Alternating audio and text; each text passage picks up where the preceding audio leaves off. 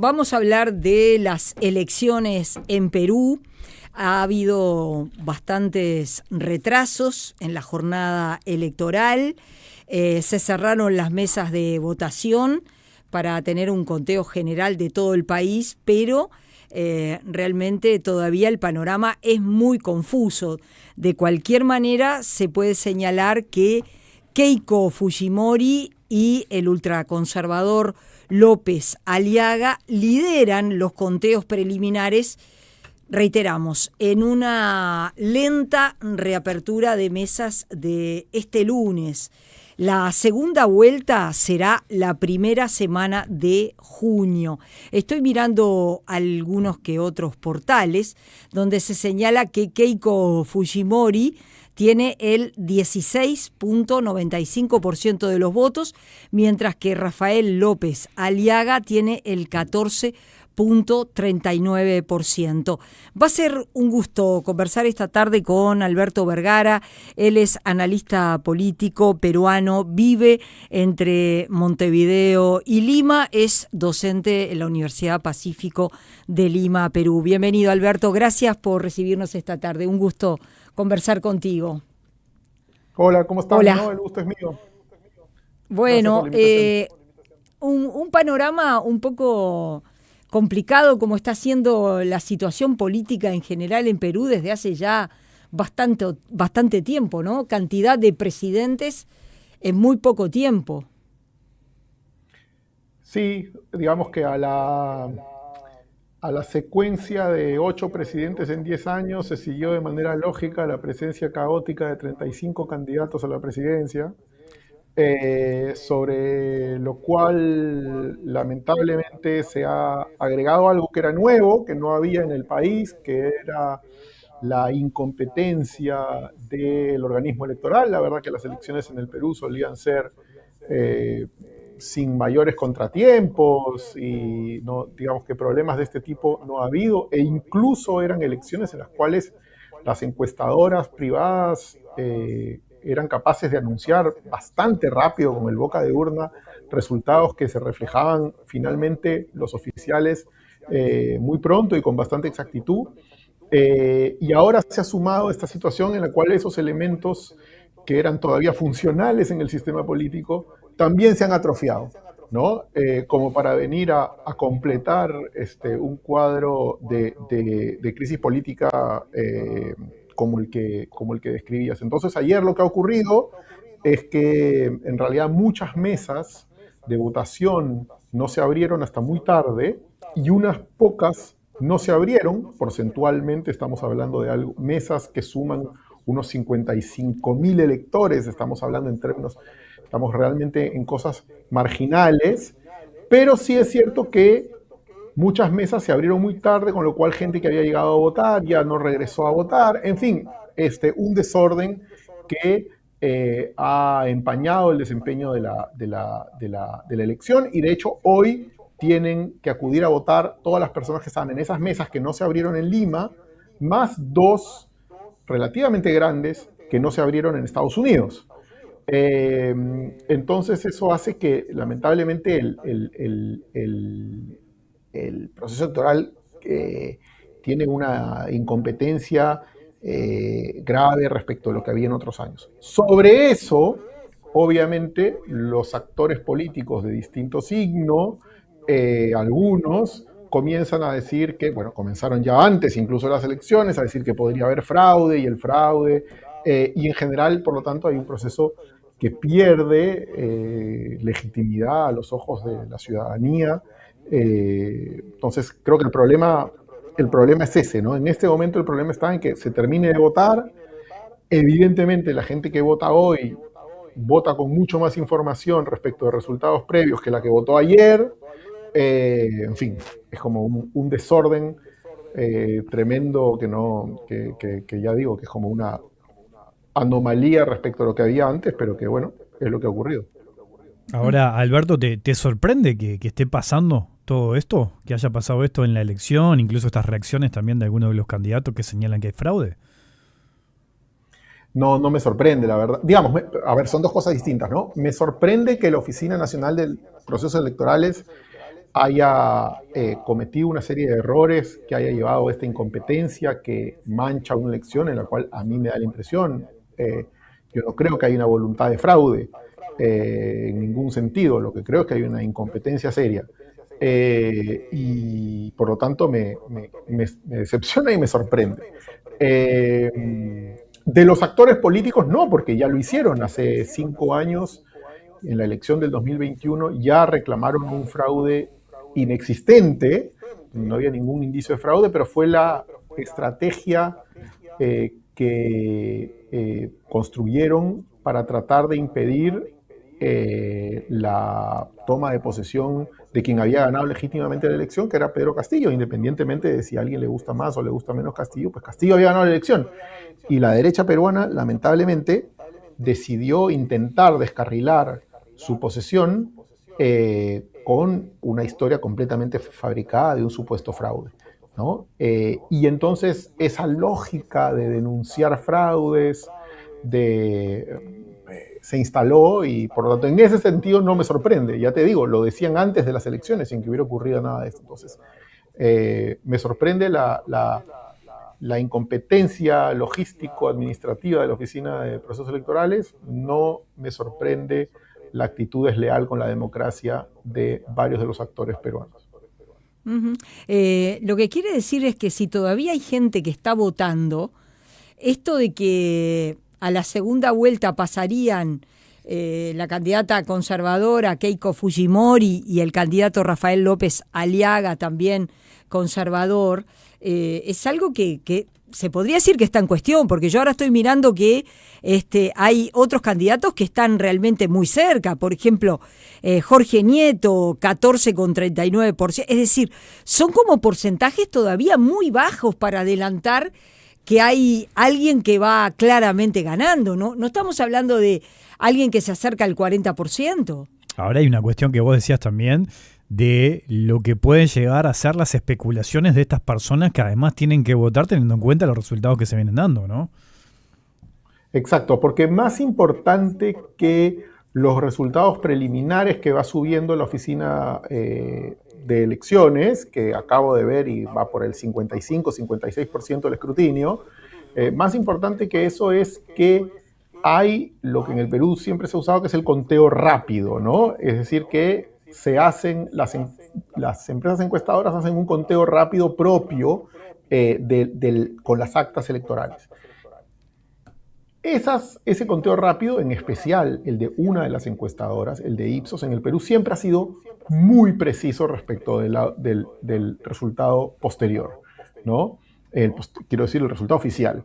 Entonces, en este momento lo que tienes es 2 conteos rápidos. Uno de una empresa que se llama Datum, que trabaja con un canal de televisión que lo hace público anoche, y ahí tienes primero a Keiko Fujimori, segundo a Rafael López Aliaga, que serían quienes pasarían a segunda vuelta. En el conteo rápido que hace Ipsos, con el respaldo de Transparencia y del NDI norteamericano, el resultado es distinto. El resultado es, pasa Keiko Fujimori primera, pero hay un triple empate técnico entre Roberto Sánchez, López Aliaga y Jorge Nieto, ¿sí? Con Roberto Sánchez segundo. Por lo tanto, en este momento, la gente que está votando sabe que hay este conteo rápido. Entonces, lo que tú puedes generar es que la gente comienza a hacer voto estratégico. Entonces dice, yo no quiero que pase López Aliaga, por lo tanto puedo votar por otro. O no quiero que haya una segunda vuelta Sánchez, que es el candidato de extrema izquierda, con Keiko Fujimori, que es de derecha, por lo tanto prefiero votar por alguien que impida esa segunda vuelta, que es a la que le tengo mayor miedo. Entonces el problema es, como decía tu colega, efectivamente, que la gente hay como 300.000 peruanos que van a votar hoy, que están votando, que van a votar, que tienen una información que inevitablemente sesga cómo van a elegir, y por lo tanto están votando en condiciones muy distintas que los peruanos que votamos ayer, ¿no? Entonces, por eso es que es realmente lamentable que haya ocurrido esto, porque induce a todas estas cosas que estamos describiendo. ¿Quiere decir que podría pasar el candidato de extrema derecha o de extrema izquierda? López Aliaga de la extrema derecha o Roberto Sánchez de la extrema izquierda. Lo que parecería más seguro es que sí pasa Keiko Fujimori. Eso está casi que seguro. Eso lo tenemos seguro. Porque, tal cual, es decir, en Datum, Keiko Fujimori tiene 16.8 y Aliaga 12.9, y el tercero está fuera del margen de error, o sea que el tercero es realmente el tercero, mientras que en el otro conteo rápido lo que tienes es 3 empatados, con 12.4 Sánchez, 11.3 López Aliaga y 10.7 Nieto. Entonces, ahí están, realmente es como es un empate técnico en términos estadísticos. Ahora, Alberto, más allá de esto que está pasando, ¿no?, con esta elección, te quiero preguntar sobre lo que ha ocurrido en los últimos años, ¿no?, con los distintos presidentes que han tenido problemas con la justicia, con casos de corrupción. Más allá de los casos concretos, yo lo que te pido es como una reflexión y que nos expliques también a los uruguayos qué es lo que está pasando de fondo en Perú, ¿no?, con la política, con los expresidentes y con los políticos en general. Sí, pues lo que ocurre es un país en el cual la representación política estalló, es decir, es un país en el cual los partidos políticos colapsaron, y a eso siguió la destrucción de la representación en términos más generales. Hoy día te diría que se volvió casi difícil ya no solo encontrar partidos, sino encontrar políticos. Lo que tienes es un sistema en el cual proliferan personajes, candidatos endebles, outsiders, sin organización, sin base social, sin ideología en muchos casos, y que lo que han convertido es en este sistema político estallado, en el cual es muy difícil realmente mantener la posibilidad de coaliciones, de sostener en el tiempo coaliciones de ese tipo, ¿no? Entonces, lo que tienes es eso. Si tú tomas de los últimos presidentes peruanos, es decir, sigamos en orden hacia atrás, Balcázar, que soy, antes era Gerí, antes era la señora Boluarte, antes fue el señor Castillo, antes fue el señor Sagasti, antes fue el señor Merino. Nadie conocía quiénes eran esos señores hace 5 años. ¿Sí? Estamos hablando de un sistema en el cual la gente debuta en política siendo presidente de la República. Entonces, es muy difícil, movidos por intereses de corto plazo, de muy corto plazo, y que hace muy difícil la posibilidad de realmente. Apareció una suerte la palabra clase política es demasiado grande porque no hay clase política, ¿no? Pero personas en la política que lo que tienen son intereses rentistas de muy corto plazo y que hacen muy difícil la estabilidad del país. Es decir, usualmente, que además he escrito sobre estas cosas, usualmente la manera en que la democracia muere es porque la patología normal de cómo mueren las democracias es con un hombre fuerte que acumula poder, concentra poder y, succiona el poder que hay en otras dimensiones de la vida social e institucional, y al acaparar poder construye un régimen autoritario. En el Perú lo que tienes es una forma de morir de la democracia en el cual la democracia muere porque nadie puede acaparar poder. Es decir, estás más cerca del caos que de la tiranía. ¿Sí? Es decir, tu principal problema no es la concentración del poder, sino la disolución del poder, ¿no? Entonces, hace un rato, cuando decían, fíjense, los porcentajes todavía son muy bajos, uno tiene 16, el otro 14, el otro. No van a ser más altos que eso. Es decir, se pasa a segunda vuelta con votaciones de 14%, 12%, porque son organizaciones políticas muy endebles. Es decir, no. El año pasado, hace 5 años, pasaron a segunda vuelta Pedro Castillo con 18% del voto y Keiko Fujimori con 13%, ¿no? Entonces, es un sistema en ese sentido estallado. no es un sistema donde el problema sea la posibilidad de concentración tiránica del poder, sino más bien la de una fragmentación en la cual nadie tiene los recursos ni organizativos, ni ideológicos, ni políticos para más bien implantar algún tipo de orden, ¿no? Esa es la paradoja peruana. Bueno, justamente, ¿no? Esta explicación muy buena, muy interesante que acabas de compartir, yo te lo quería conectar con la siguiente pregunta, porque uno imagina al escucharte, ¿no? Y al leer las cosas que están pasando en Perú, es que la gente puede llegar a tener cierto cansancio con el sistema político, con la política en general, ¿no? Y la pregunta que te quería hacer era esta, precisamente, ¿cómo lo vive la gente? ¿Cómo lo vive el pueblo peruano, más allá de este bajo porcentaje en la votación, en el día a día, en la opinión pública, cómo se refleja en los medios, en la calle? Sí, con una mezcla de hartazgo ante una sucesión interminable de problemas de corrupción. Hay que decir además de pequeña corrupción, ni siquiera son escándalos, ni siquiera es la gran corrupción que podía haber antes, sino es realmente un ánimo de microrapiña, ¿no? De esta suma de individuos, en fin.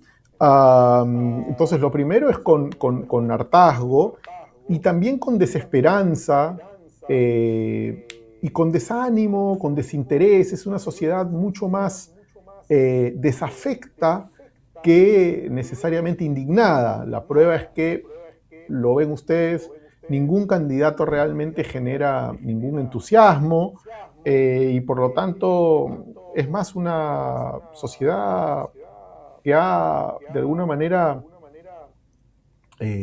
ya renegado de la política, ¿no?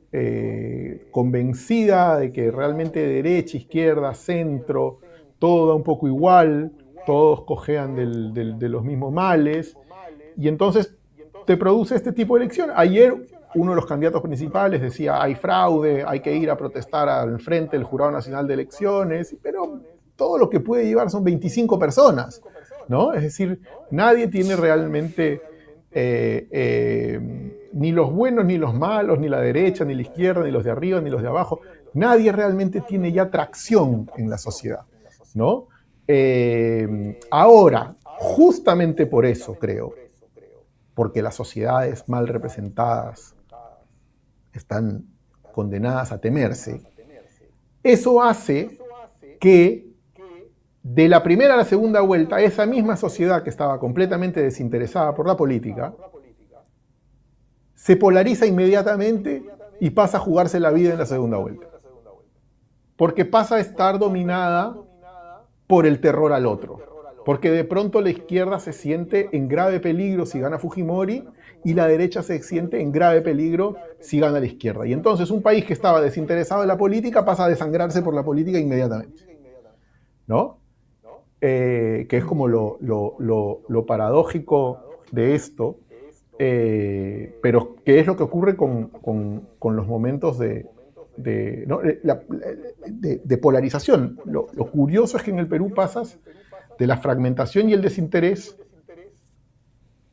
a la polarización activa, de una manera muy rápida, ¿no? Y que muy probablemente es lo que vamos a ver que ocurre, sobre todo si es que, como sugiere Ipsos, sería una segunda vuelta Fujimori con Sánchez, que sería la reedición de todas esas polarizaciones movidas por miedos y desconfianzas muy profundas, ¿no? Y además de lo político, ¿cómo es en general la situación del Perú? Digo, la situación social, la situación económica, ¿cómo se vive el día a día? Bueno, económicamente es un país que siempre ha estado en la paradoja del país que es un desastre político y que funciona bastante bien económicamente, ¿no? Digamos, el Perú sigue creciendo a tasas que son por encima del promedio latinoamericano, tiene una moneda que es de las más estables del mundo, o sea, el sol es realmente estable como moneda en términos internacionales, el presidente del Banco Central de Reserva es el mismo hace 20 años, hay un manejo macroeconómico dentro de todo bastante ortodoxo y bueno, aunque ahora la política comienza a erosionarlo también, pero no vamos a entrar a ese detalle. Entonces, económicamente es un país que, bueno, pues ahí va, ¿no? Dentro de todo.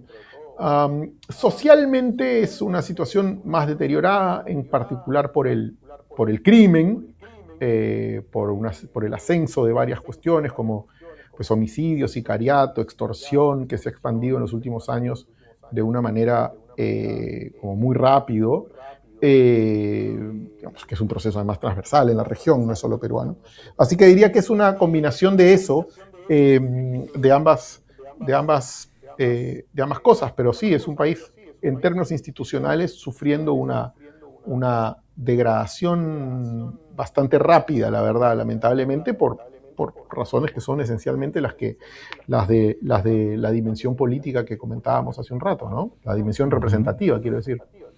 Sabés que acá a veces es como un comentario medio en broma, ¿no? Medio en broma, medio en serio, de cómo esa inestabilidad política que tiene el Perú no atenta contra el crecimiento económico que ha tenido el país en los últimos años. Está hasta motivo de estudio también, ¿no? Y que genera distintas reacciones. Y en esto te pregunto, sé que es difícil quizás resumirlo, pero ¿cómo ha sido y cuánto ha influenciado, por ejemplo, no sé si llamarle la presión internacional, pero sí algunos pesos importantes políticos como Estados Unidos en los últimos años? ¿Cómo se para Perú ante el mundo también, ¿no? Ante la inestabilidad política y ante también la situación comercial y económica. Bueno, parte de la crisis es que pues es un país periférico como tantos otros, no es un país que tenga gran importancia en el escenario internacional, pero que aún así lo ha perdido, en parte por la inestabilidad, una serie de relaciones, en fin, no sé, en este momento las relaciones con México están muy deterioradas, con Colombia están muy deterioradas por razones políticas, porque le dieron asilo a la familia Pedro Castillo, que había dado un golpe de Estado, en fin, por razones de ese tipo. Entonces, pero lamentablemente, y de hecho yo lo decía en varias entrevistas en estos días, por ejemplo, en una situación mundial como la de hoy, en la que deberías tener una posición, qué sé yo, sobre la crisis energética, sobre el cambio climático, sobre las economías ilegales transnacionales, para todo eso uno debería tener alguna idea respecto de cuál es el sitio del Perú en el mundo, y la verdad es que en esta campaña electoral nada de eso ha habido. Yo creo que lo que define a esta campaña electoral ha sido que en el momento en el que los desafíos del país son los más grandes en décadas, hemos tenido la oferta política más mediocre también en décadas, ¿no? La distancia que hay entre los problemas que enfrenta el país y la descomposición de la política hace que la situación sea particularmente penosa. Y eso incluye la dimensión internacional que dices que más bien está ausente. Uh-huh. ¿Qué se puede esperar en caso de llegar a ser presidenta de Keiko Fujimori, que bueno, que ha tenido varios intentos y que quizás esta vez alcance a ser la presidenta de Perú? ¿Qué se puede esperar de ella? Pocas cosas buenas, diría.